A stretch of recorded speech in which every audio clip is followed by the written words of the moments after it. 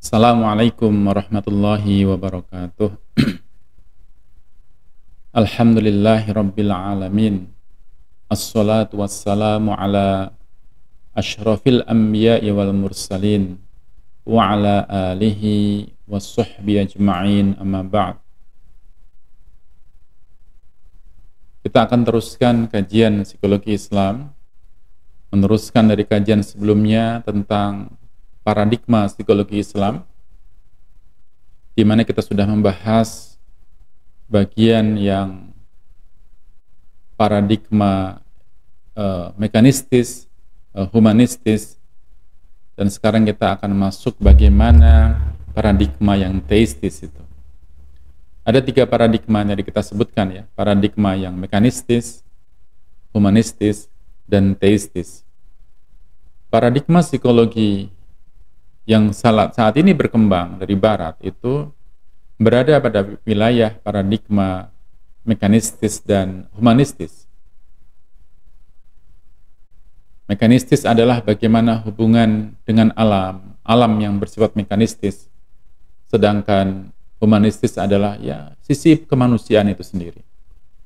Sementara karena mayoritas dari para ilmuwan itu tidak memiliki kedekatan dengan sang penciptanya, atau tidak beragama, atau mereka beragama tapi tidak mengamalkan agamanya itu, atau merubah cara pandangnya, maka yang berkembang hanya 2 tadi, mekanistis dan humanistis.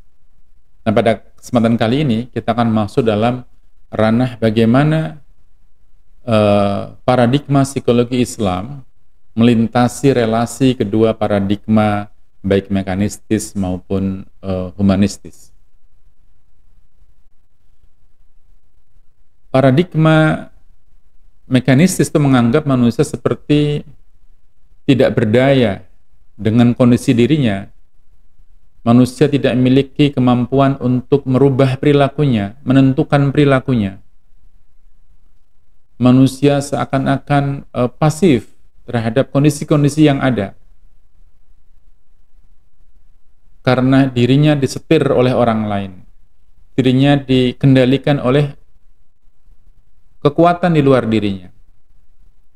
Manusia seakan tidak punya daya untuk berbuat apa yang diinginkannya. Sementara psikologi Islam meyakini bahwa manusia itu punya kemampuan untuk memilih perilakunya, mana yang baik untuk dia, mana yang sebaiknya dia lakukan. Dalam Quran Surah Al-Balad ayat yang ke-10, Allah Subhanahu wa taala berfirman, A'udzu billahi minasyaitonir rajim, wa hadainahun najdain. Bukankah telah aku tunjukkan, telah aku berikan 2 jalan. Ada 2 jalan di situ yang dipilihkan oleh Allah. Jalan yang mudah dan jalan yang sulit. Meskipun orang-orang itu kebanyakan milih jalan yang mudah, jalan yang pintas. Ada 2 penawaran, yang mana kita tidak deterministis. Itu ada 2 jalan, jalan kanan dan jalan ke kiri. Mau ambil yang mana? Di dalam menafsirkan ayat ini, Imam Ibnu Katsir rahimahullah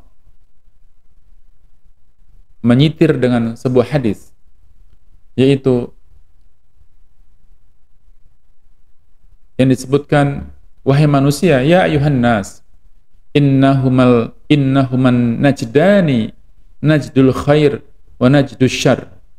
Wahai manusia, sesungguhnya keduanya adalah 2 jalan, yaitu jalan al-khair dan jalan al-syarr, jalan keburukan. Ada 2 jalan, jalan kebaikan dan jalan keburukan. Fama ja'ala najdash syarri ahabba ilaikum min najdil khair. Maka apakah yang membuat jalan keburukan itu lebih disukai olehmu daripada jalan kebaikan? Ada pertanyaan besar, mengapa kok lebih suka kepada keburukan? Ya karena yang buruk-buruk itu gampang dilakukan, nggak butuh proses, nggak butuh perjuangan berat. Contoh, ujian tengah semester atau ujian akhir semester. Jalan yang mendaki dan sukar itu apa? Ya belajar menyiapkan ujian, menghafalkan teori-teori tertentu, memberikan pemaknaan atas teori itu, melakukan kritik atas teori. Itu jalan yang tidak mudah. Lainnya itu begadang, main gitar, mungkin jalan-jalan. Ini tetap di rumah, fokus pada persiapan besok mau ujian. Itu tidak mudah bagi sebagian orang. Dan sebagiannya ataupun kebanyakan orang milih jalan yang mudah, jalan yang penuh kesenangan, meskipun ujungnya adalah kepahitan. Di dalam Al-Quran, surah Al-Kahfi, surah ke-18 ayat 29, Allah Subhanahu wa taala berfirman, A'udzu billahi minasyaitonir rajim. Wa qulil haqqu mir rabbikum, faman syaa'a falyu'min wa man syaa'a falyakfur. Dan katakanlah, kebenaran itu datangnya dari Tuhanmu.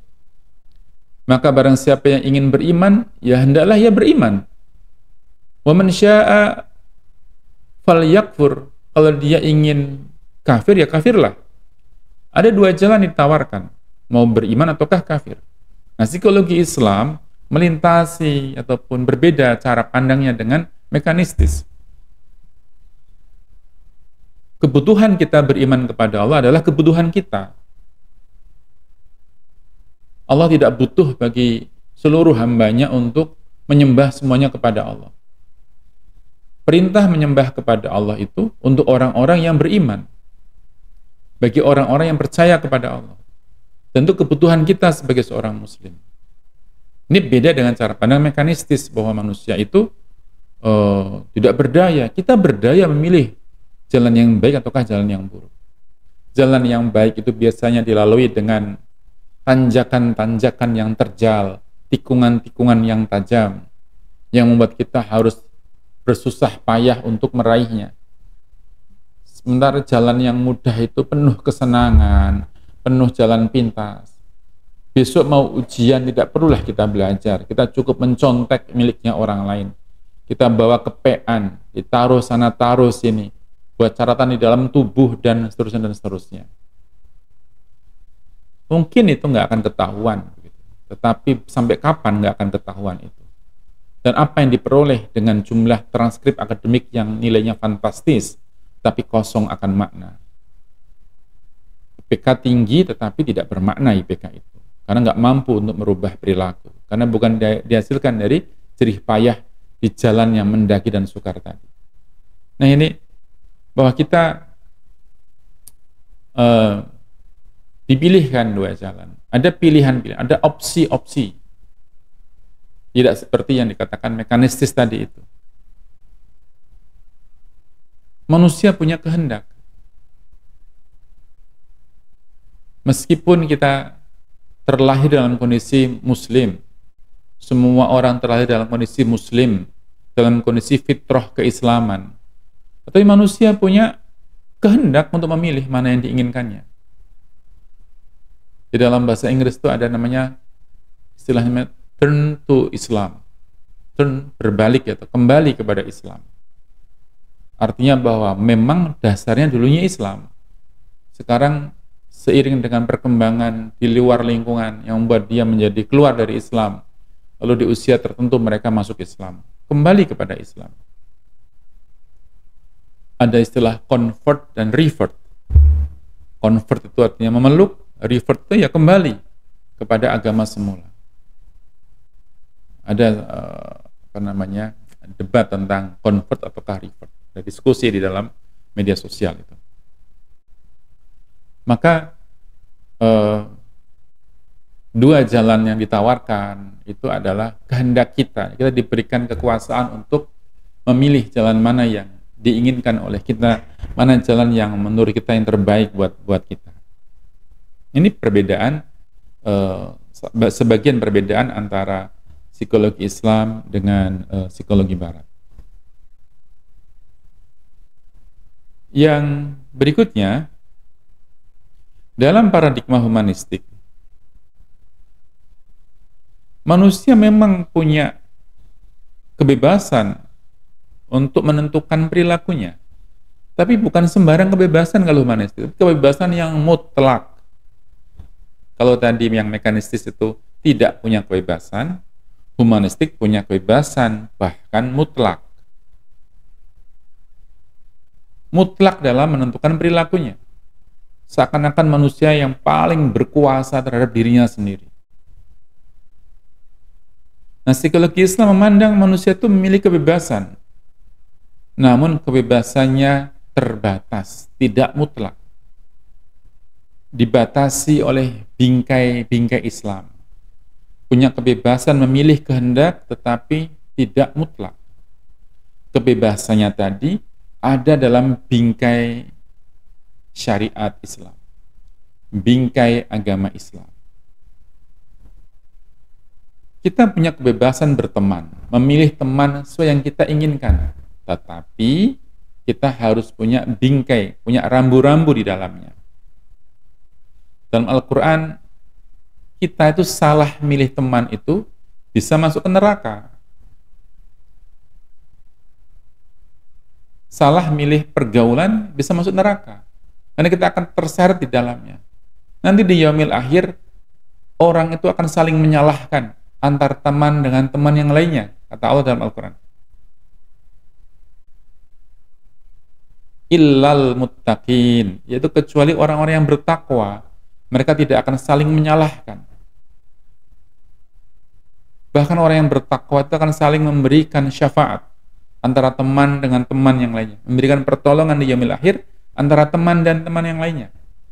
Maka kita harus perbanyak teman-teman soleh kita yang nanti di yaumil akhir akan bisa memberikan pertolongan kepada kita. Kembali kepada paradigma humanistik dan paradigma psikologi Islam. Humanistik, mekanistis tidak punya kebebasan untuk berkehendak, untuk menentukan perilakunya. Humanistik itu punya kebebasan tapi mutlak, bahkan memerankan diri sebagai, saking mutlaknya itu ya, seakan-akan sebagai Tuhan itu sendiri. Sedangkan psikologi Islam, manusia punya kebebasan memilih perilakunya, tetapi terbatas, dibatasi oleh bingkai Islam. Paradigma humanistik termasuk transpersonal itu mencoba memasuki sisi spiritual manusia, sisi spiritual yang unfinished, yang seakan-akan tidak pernah selesai. Manusia itu punya ketergantungan pada daya-daya spiritual yang tidak realistis. Manusia itu berada di bawah ada kekuatan yang besar yang mempengaruhi manusia. Tapi semua tadi itu bukan agama, kata transpersonal. Nggak ada hubungan dengan agama.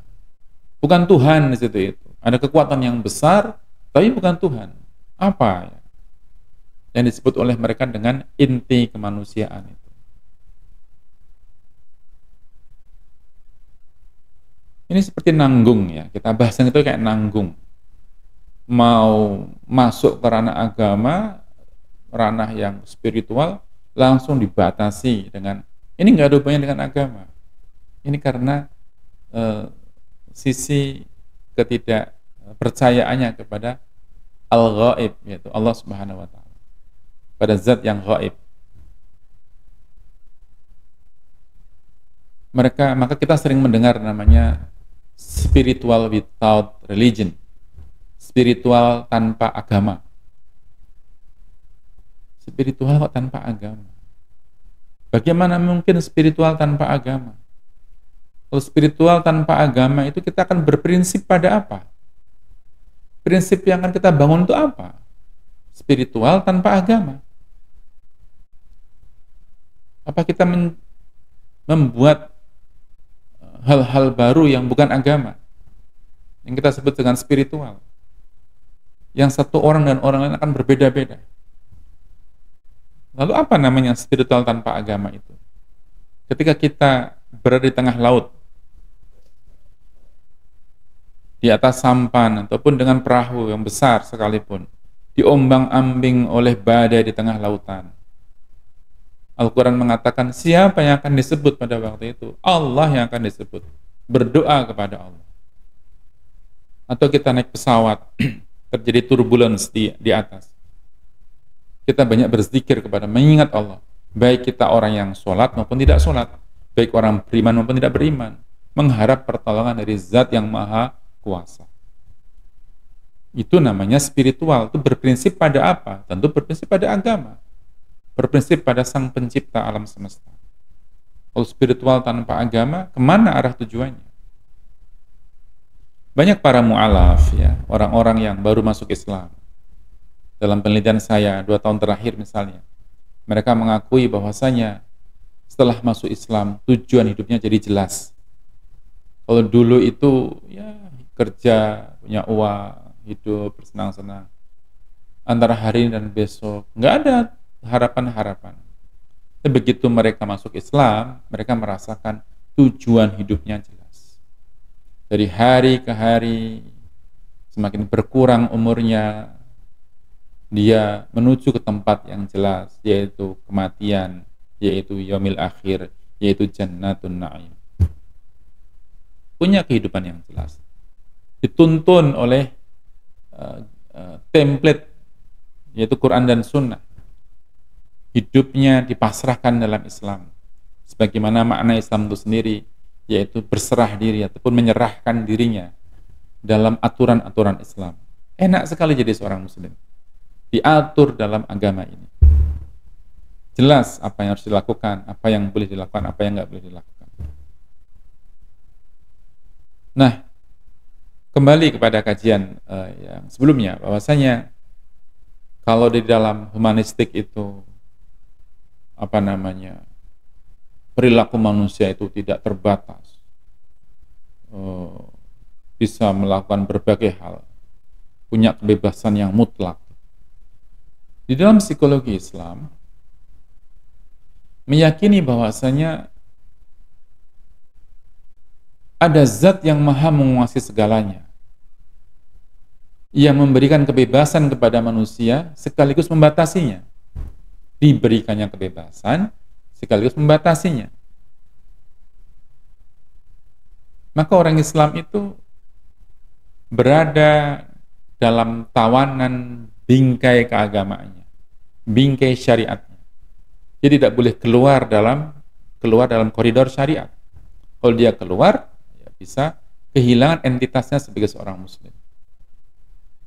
Kalau ada istilah namanya Islam liberal, ini menurut saya dua kata yang aneh. Karena Islam itu membatasi, liberal itu justru bebas. Bagaimana mungkin sesuatu yang membatasi kok dibenturkan ataupun digandengan dengan sesuatu yang bebas? Kalau Islam itu tidak akan liberal, kalau liberal tidak akan Islam. Ini seperti nggak bisa disatukan antara liberal dengan Islam,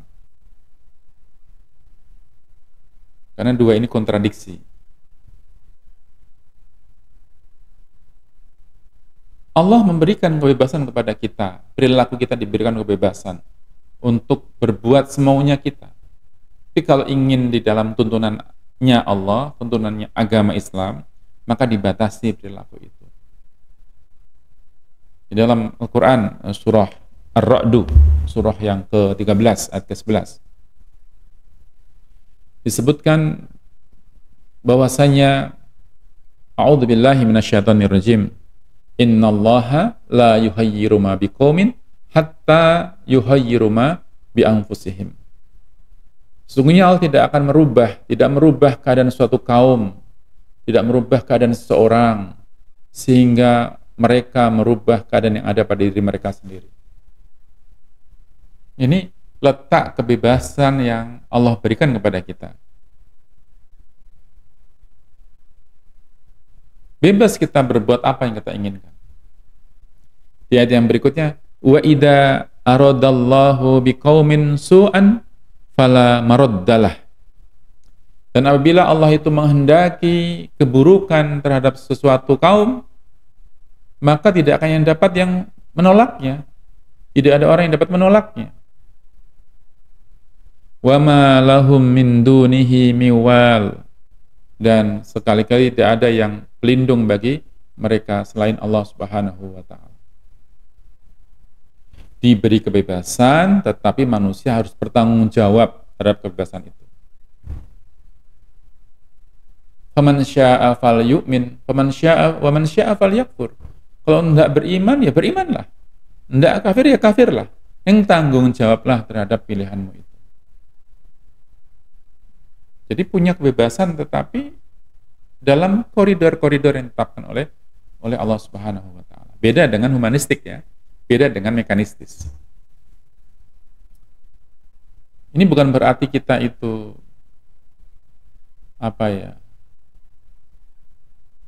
mencari perbedaan ataupun sengaja berada di tengah. Enggak. Kapan sih humanistik, kapan sih mekanistis itu lahir? Belum lama. Sedangkan Islam sudah lahir sejak dulu, bahkan sejak zaman Nabi Adam sudah ada. Mereka semua beragama Islam, para nabi seluruhnya beragama Islam. Hanya Rasulullah SAW itu menutup sebagai khatamil anbiya, penutupnya para nabi. Bukan berarti agama Islam itu baru dibuat ketika Rasulullah hadir di muka bumi, bukan. Beliau penutup para nabi. Semua nabi, Nabi Nuh itu ya beragama Islam. Nuh, Nabi Ibrahim beragama Islam, Nabi Lut beragama Islam, Nabi Musa beragama Islam, meskipun ada orang Yahudi mengklaim mereka adalah beragama Yahudi. Bahkan Nabi Isa alaihissalam itu pun beragama Islam. Semuanya beragama Islam. Bukan berarti kita ingin mencari-cari sisi tengahnya, tetapi memang ajaran Islam memang seperti ini. Kita tawarkan kepada para ilmuwan psikologi, ini loh dalam Islam. Tidak seperti yang dikembangkan dalam psikologi di barat. Di dalam Al-Quran juga surah Al-Isra, surah ke-17, ayat ke-19. A'udzu billahi minasyaitonir rajim. Wa man aradal akhirata wa sa'alaha sa'yaha wa huwa mu'min faulaika kana sa'yuhum mashkura. Dan barang siapa yang menghendaki kehidupan akhirat dan ia berusaha ke arah sana dengan sungguh-sungguh, menghendaki kehidupan akhirat, berusaha ke arah sana dengan sungguh-sungguh, dengan teman-teman anggone dia berusaha ke arah sana. Sedangkan dia berusaha tadi dan bersungguh-sungguh dalam usahanya itu dalam kondisi dia beriman kepada Allah. Faulaika kana sa'yuhum mashkura. Maka mereka itu adalah orang-orang yang usahanya yang dibalas dengan baik oleh Allah. Jangan khawatir gitu. Diberikan kebebasan tetapi dia itu ada dalam tuntunan. Kebebasan dalam arti yang kedua-duanya itu diperbolehkan atau ketiganya diperbolehkan. Yang kadang-kadang dalam berbagai kondisi kita itu tidak bisa optimal dalam beribadah. Misalnya yang sehat ya sholatnya sambil berdiri, yang kurang sehat boleh dengan duduk, yang kurang sehat lagi boleh dengan cara berbaring. Ini bagaimana tuntunan itu diberikan opsi-opsi. Tidak hanya satu. Allah memberikan syariat itu dengan segala kemudahan-kemudahannya. Kayak orang umroh, orang haji, kita diperintahkan untuk tawaf, mengelilingi Ka'bah selama 7 kali. Kita berjalan dari Bukit Sofa ke Marwah selama 7 kali. Itu bagi yang sehat. Kalau kakinya sakit gimana? Boleh naik skuter, boleh naik kursi roda. Ada opsi-opsinya. Tidak hanya satu. Itulah hikmahnya, kebijaksanaan di dalam Islam. Maka dalam paradigma kembali ke tadi, paradigma humanistik itu diberikan kebebasan. Kalau dalam Islam kebebasan ada, tetapi dibatasi kebebasan itu. Ini beberapa contoh ya, menurut saya perlu dielaborasi di dalam yang membedakan antara mekanistis humanistis dan teistis. Ya, kita menyadari lah, setiap agama itu punya aliran psikologi sendiri-sendiri. Tidak hanya psikologi Islam, kita mengenal ada psikologi pastoral, ada psikologi Buddhism, ada Hinduism, macam-macam ya. Masing-masing punya pemahaman sendiri. Tapi kita sebagai seorang Muslim, sebagai seorang ilmuwan psikologi yang Muslim, kita harus punya sensitivitas terhadap arah psikologi kita ini. Tidak sekedar psikologi yang biasa dalam arti yang itu dipahami oleh masyarakat umum di Barat misalnya, tapi juga konsekuensi dari keislaman kita itu mewarnai keilmuan kita, mewarnai cara membaca, mewarnai bacaan kita, mewarnai pikiran-pikiran kita. Tidak bisa kita melepaskan nilai-nilai Islam yang mulia itu dikalahkan dengan hal-hal lain di luar Islam. Maka nilai-nilai Islam tadi itu harus mewarnai apa-apa yang kita pelajari, termasuk dalam ilmu psikologi. Sekarang kita masuk pada titik perbedaan antara psikologi Barat dengan psikologi Islam. Titik perbedaannya adalah ada pada cara pandangnya terhadap struktur manusia. Barat itu terutama diwakili oleh paradigma mekanistis, bahwa manusia itu dikendalikan oleh libido yang cenderung pesimistis. Ini sebagai ikhtisar ya, sebagai rangkuman dari tadi yang kita sampaikan. Manusia sebagai subjek dari relasi manusia dengan kondisi psikisnya, sehingga terkungkung dalam masalah-masalahnya. Yang kedua adalah manusia adalah makhluk yang kosong, yang dipengaruhi oleh lingkungan. Manusia sebagai objek dan hubungan antara alam dengan kondisi fisik manusia. Manusia adalah makhluk yang kosong, yang semata-mata dibentuk oleh lingkungan. Padahal kita tidak mengatakan begitu. Manusia adalah makhluk yang otonom. Manusia adalah makhluk yang punya kehendak, punya free will. Itu dalam bingkai agama Islam. Kalau psikologi Barat, manusia adalah makhluk yang kosong. John Locke menyebutnya sebagai tabula rasa, sebagai meja lilin yang putih bersih, yang bisa ditulis dengan apapun. Itu seperti kertas putih yang bersih. Dalam konteks fitrah, iya betul, manusia itu seperti kertas putih yang bersih. Tetapi fitrah itu tidak sekedar putih bersih, tapi sudah fitrah keislaman yang putih dan bersih. Kalau John Locke menyebutnya sebagai tabula rasa, ya satu hal mungkin betul, tapi bukan sembarang tabula rasa dalam Islam. Tabula rasa yang fitrah, yang sudah dari sononya beragama Islam.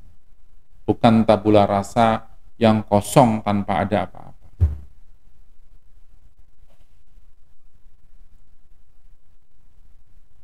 Nah ini kita perlu mengkritisi ya, menyandingkan konsep-konsep Islam ini dengan konsep manusia menurut ilmu psikologi.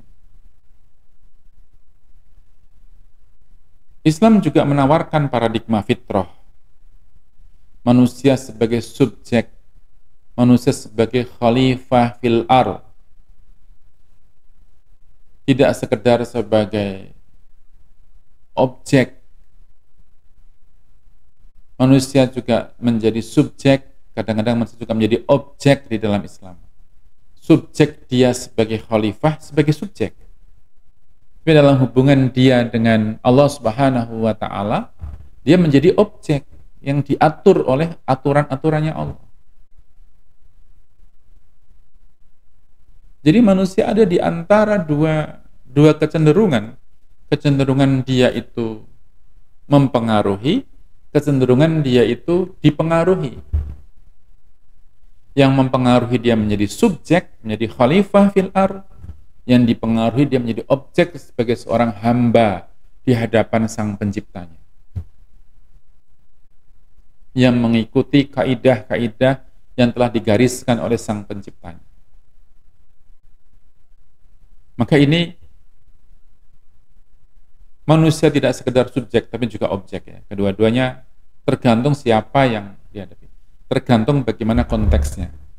Konteksnya menjadi khalifah ya dia subjek. Konteksnya menjadi hamba Allah dia akan menjadi objek.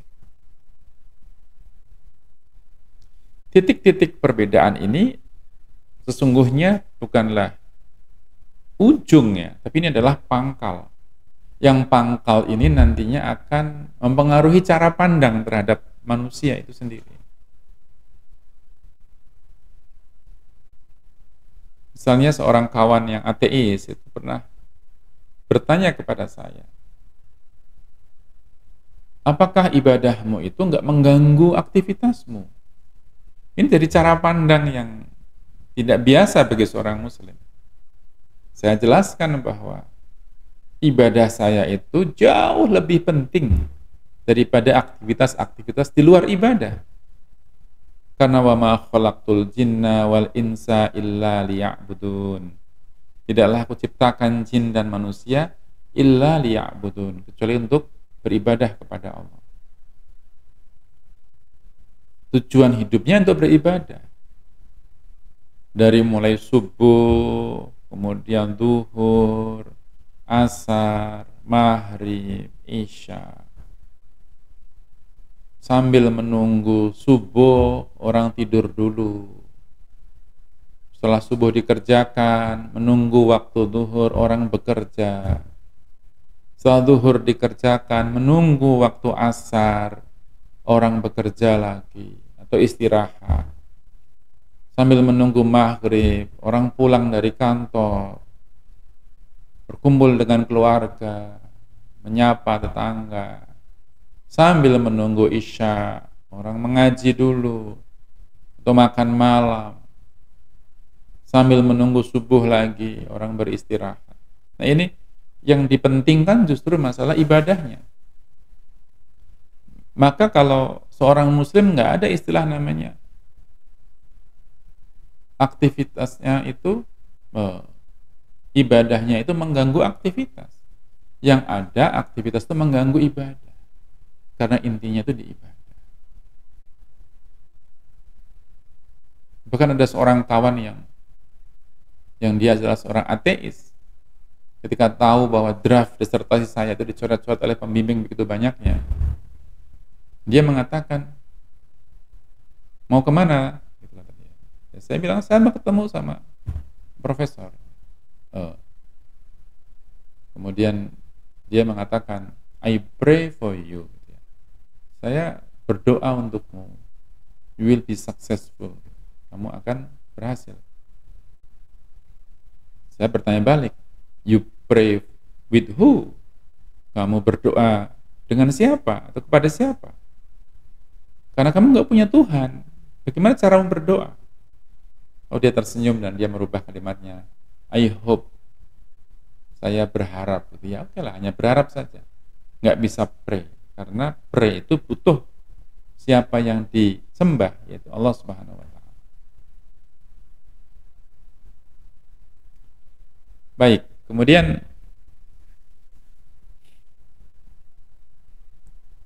di dalam psikologi Islam, pusat perilaku manusia itu bersandarnya pada Allah Subhanahu wa Ta'ala. Kita bersandar apa-apa perilaku kita, sikap kita, muaranya itu kepada Allah Subhanahu wa Ta'ala. Contoh tentang nilai-nilai tawakal atau surrendering to God dalam bahasa Inggris, atau lebih halus lagi affinity to God, menyerahkan diri kepada Allah Subhanahu wa Ta'ala. Bahwasanya nilai-nilai tawakal ini syarat dengan aspek-aspek psikologis. Orang menerima keadaan tanpa komplain. Itu adalah tawakal. Dan tawakal itu kepada siapa? Ya kepada Allah. Selalu melibatkan Allah di dalam perilaku manusia. Tawakal itu diawali dengan ikhtiar. Yang ikhtiar itu sampai mastata'tum, sampai semampunya kita. Yang kadang-kadang kata-kata mastata'tum, semampu kita ini kadang ditafsirkan atau dimaknai sebagai secara serampangan, ya sebisanya kita, sesanggupnya kita, semampunya kita. Padahal Syekh Abdullah Azzam itu pernah mencontohkan bagaimana memahami kata mastata'tum. Beliau, kurang lebih ceritanya adalah beliau rahimahullah ini ditanya oleh muridnya, ya Syekh, apa itu mastata'tum? Apa itu semampu kita, itu maknanya apa? Karena orang bisa mengklaim sudah berusaha sungguh-sungguh, sudah mastata'tum, sudah maksimal, padahal dia belum. Jadi sangat subjektif. Beliau mencontohkan dengan cara berlari-lari mengelilingi lapangan. Diajaknya murid-muridnya berlari-lari dengan beliau.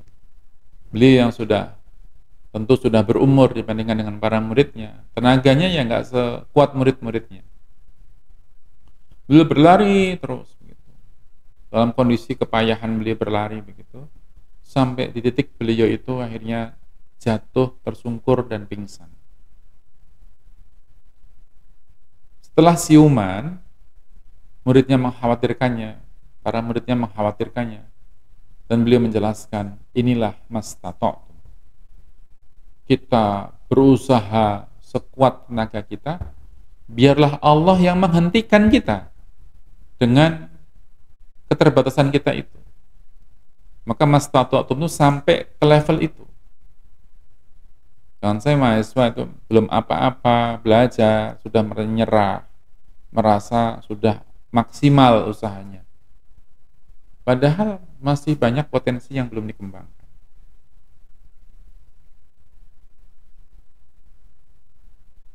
Maka setelah orang berikhtiar, orang akan bertawakal kepada Allah, menyerahkan hasil ikhtiarnya itu kepada Allah. Yang kadang-kadang ikhtiarnya A, dapatnya kita B, nggak seperti harapan kita. Serahkan kepada Allah. Mungkin itu yang terbaik menurut Allah dan terbaik pula menurut kita.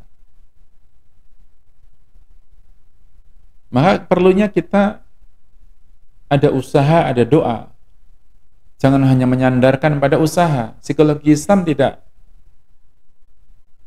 ataupun menurut psikologi Islam bahwa manusia tidak menyandarkan keberhasilan itu hanya dari usaha, juga dari doa. Usaha itu adalah instrumen untuk menuju keberhasilan, dipadu dengan doa, usaha dan doa, lalu serahkan kepada Allah hasilnya.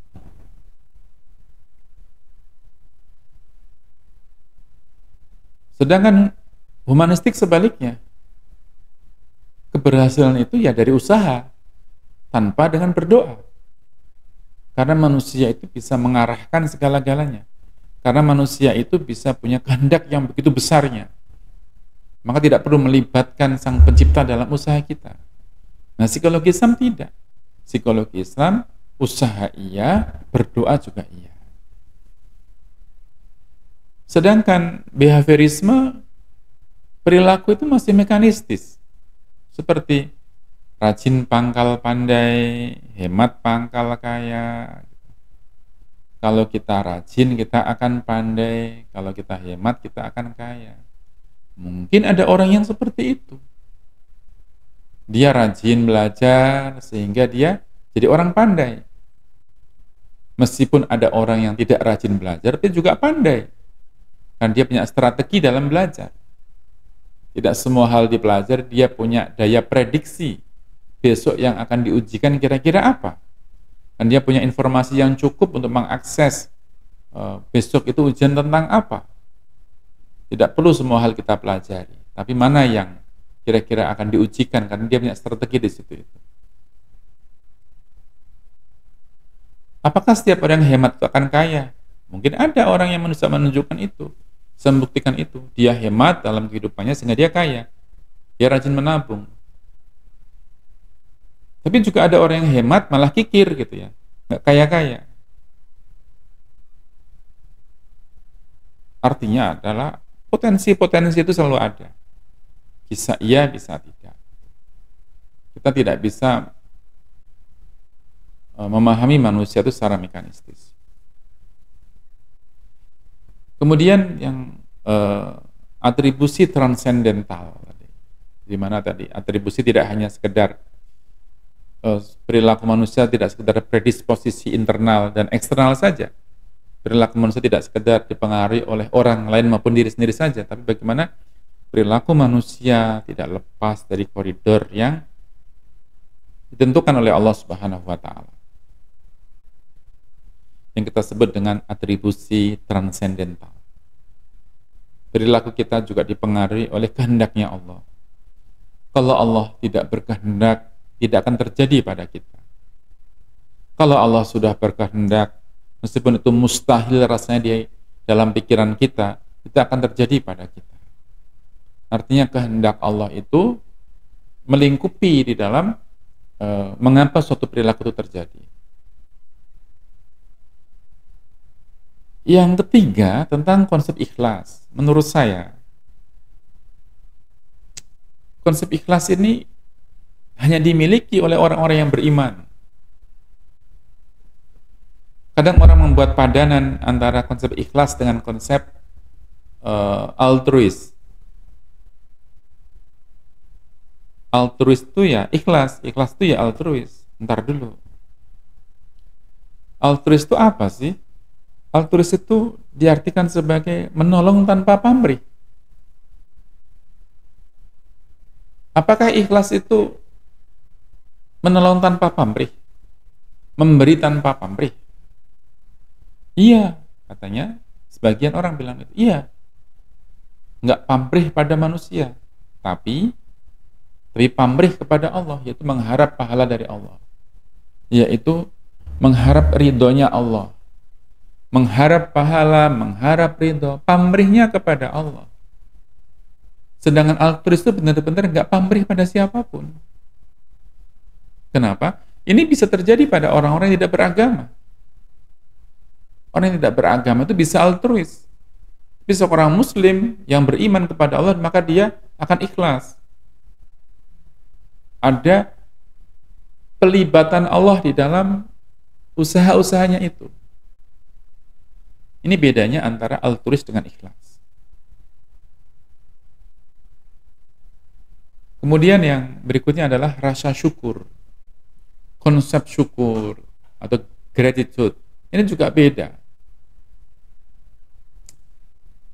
Di dalam psikologi positif misalnya, gratitude ataupun rasa syukur itu adalah give thanks to others. Mengucapkan terima kasih kepada orang lain. Di dalam Islam, give thanks to others, give thanks to Allah, give thanks to Allah dan others. Mengucapkan terima kasih, rasa syukur kepada Allah, terima kasih kepada manusia. Orang-orang psikologi positif misalnya mengatakan bahwa hanya give thanks to others, tidak give thanks to Allah, karena mereka tidak punya yang disembah, tidak meyakini bahwa yang disembah itu perlu diucapkan terima kasih, perlu disyukuri. Sehingga sangat-sangat mungkin mereka tidak mengucapkan give thanks to Allah atau give thanks to God, tapi give thanks hanya untuk orang lain. Mengucapkan terima kasih hanya untuk orang lain. Ini bedanya konsep syukur antara psikologi positif dan psikologi Islam.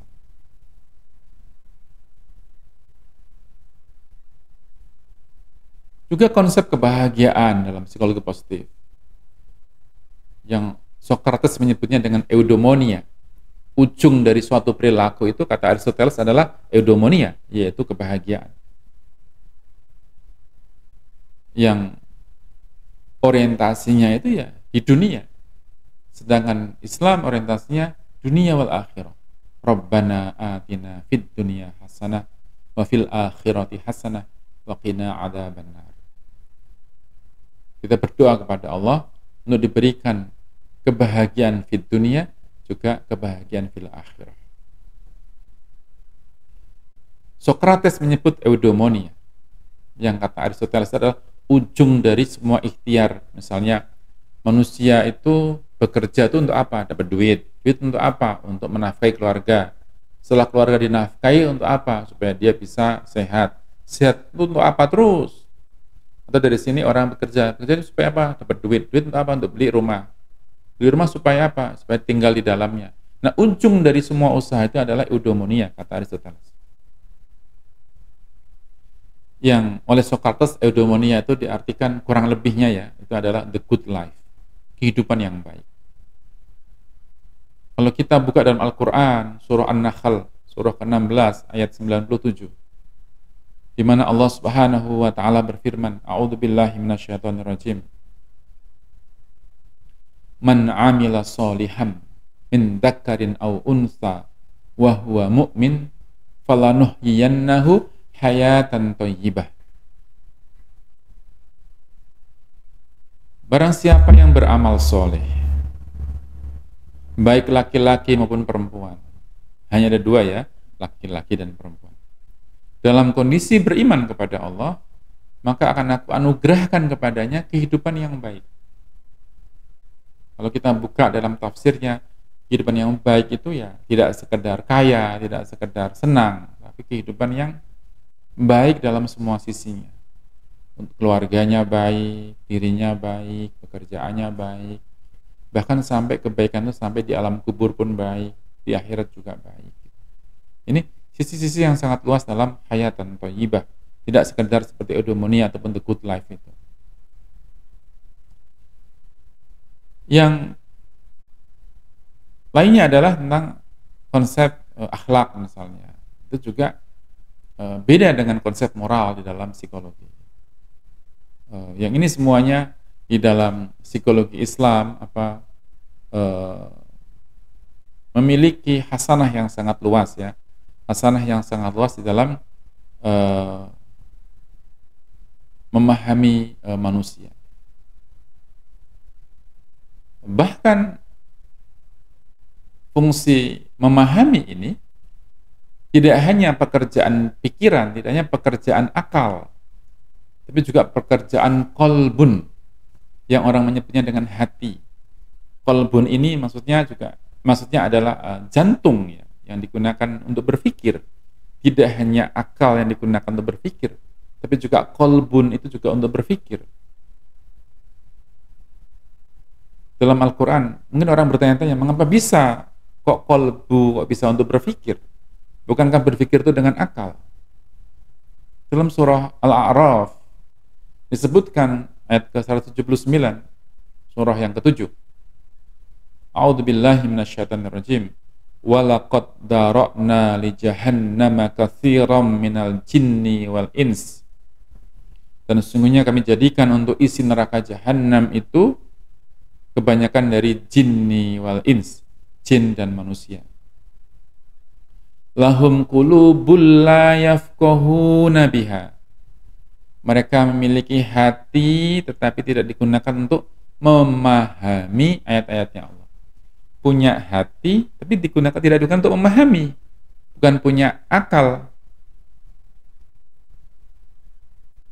Di sini konteksnya adalah hati, punya hati tapi tidak pakai untuk memahami. Juga dalam surah Al-Hajj, surah yang ke-22, ayat yang ke-46, Allah pun berfirman, afalam yasiru fil ardi fatakuna lahum qulubun ya'qiluna biha. Maka apakah mereka tidak berjalan di muka bumi ini, lalu mereka mempunyai hati yang dengan itu mereka dapat memahami. Hati untuk memahami. Nah, para ilmuwan psikologi Islam itu bagaimana fungsi hati untuk memahami. Hati digunakan untuk memahami hal-hal yang esensial, hal-hal yang substantif, sedangkan akal untuk hal-hal yang superficial, seperti tentang tujuan hidup dan keberimanan kepada Allah, pemahaman yang syumuliyah, yang menyeluruh tentang dari mana dan akan kemana. Itu butuh hati untuk memahami hal semacam itu, dan akal untuk hal yang lebih operasional. Demikian yang saya sampaikan, mudah-mudahan bermanfaat. Kita bisa membedakan ya antara paradigma psikologi Islam dan psikologi Barat, kemudian titik perbedaannya di mana, sehingga membuahkan rasa syukur kita kepada Allah karena kita menjadi seorang Muslim yang bisa memahami psikologi manusia dengan warna keislaman kita. Semoga bermanfaat.